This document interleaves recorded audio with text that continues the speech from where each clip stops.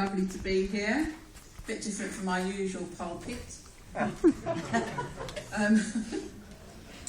So bear with me.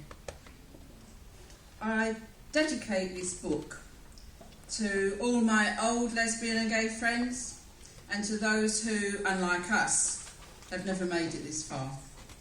I have two stories I'll read for you, set in the 60s, the books in the 60s, 70s and 80s. The first one is The Nightie. One of TC's girlfriends had ordered a nightdress out of a catalogue. Catalogues were all the rage in her block of flats and in everybody else's around London's underprivileged and working class areas. They sold everything and everything was on tick. Weekly payments on an easy credit sale agreement, and almost everyone could now have more than before. New things in the kitchen, even electric kettles and tin openers. Sitting and living rooms were transformed into reasonable facsimiles of the ones you'd see at the pictures or on your rented television set screens, and bedroom curtains matched bedspreads. Even toilets and bathrooms had mats and a special toothbrush holder as depicted by the catalogue's glossy pages of objects for sale within photos of room settings. People and children had new coats and shoes, more toys at Christmas, and Jean had bought saucepans, a set of shining red ones, a towel bale, 2 hand towels and 2 bath sheets, and a baby doll nightdress. When TC went round there after these items had been delivered, Jean was busy putting the kids to bed for the night. BC, before catalogues, you had to save up where you could. When money was so very tight, it was almost impossible to hang on to any for more than a week. So it was a bit of a vicious circle that many families, especially single parent, as they'd begun to be termed, found well nigh impossible to escape from. Jean was living on what was called national assistance, absolute subsistence level per person, and subsidised herself with a spot of prostitution on the side. Like many prostitute women, she was a lesbian, but brought up in a Roman Catholic household had suppressed that major part of her psyche.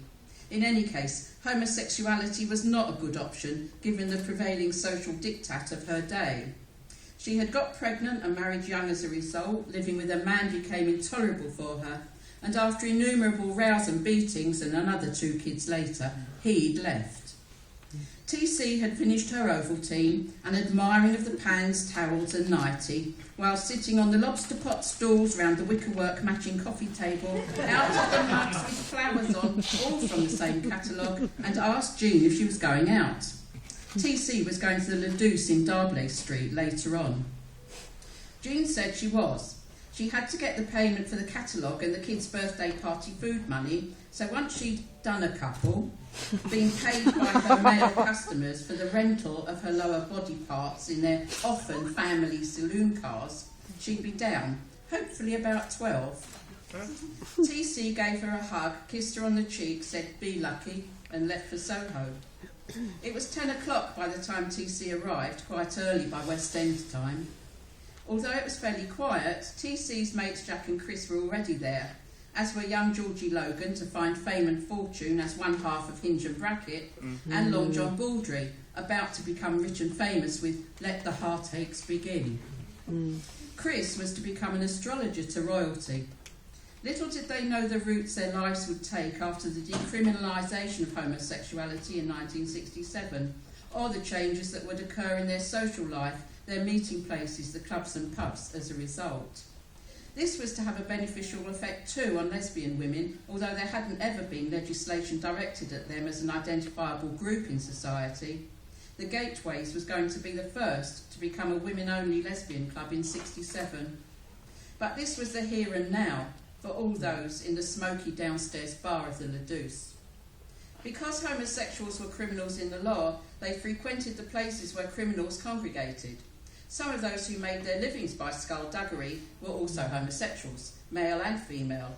And although that's another story, it's one that includes Jean, of course, because soliciting for her business of prostitution was a crime. Women with a record of prostitution, verbally reported by police witnesses in some court cases, would be convicted of running a brothel if they let a friend use their place for her business as well.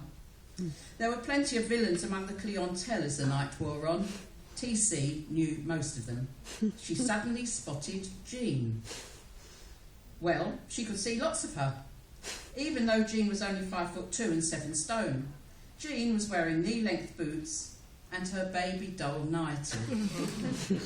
It was low-cut black with a frill round the neckline and hem that just skimmed the bottom of the matching frilly knickers, and it was see-through.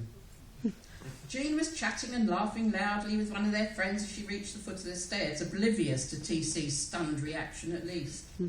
TC rushed as much as she could through the now densely packed revellers, excusing herself to Scotch Jimmy and Mad Alex as she pushed past them. They were known for their short tempers.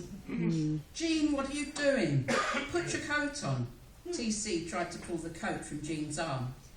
No, I won't. You said you liked it, and I thought it would be wasted wearing it where no one could see it. And now everyone can. TC gave up. About an hour later, after lots of dancing about in the 3-foot square space that passed for a dance floor, Jean told TC that they'd all had the cabaret now, and that she decided to take half-caste Frankie home with her.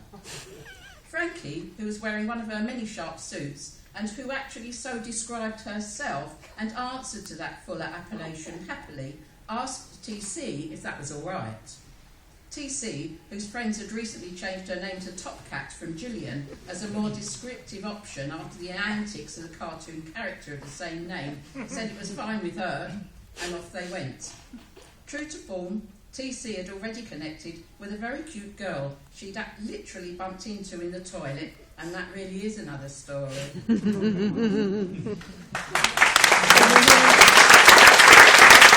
baby doll dress. I think it's just a Nightie. The next story that I can read you in the time that's allotted to us here for me is called The Shorts. TC remembered wandering around Petticoat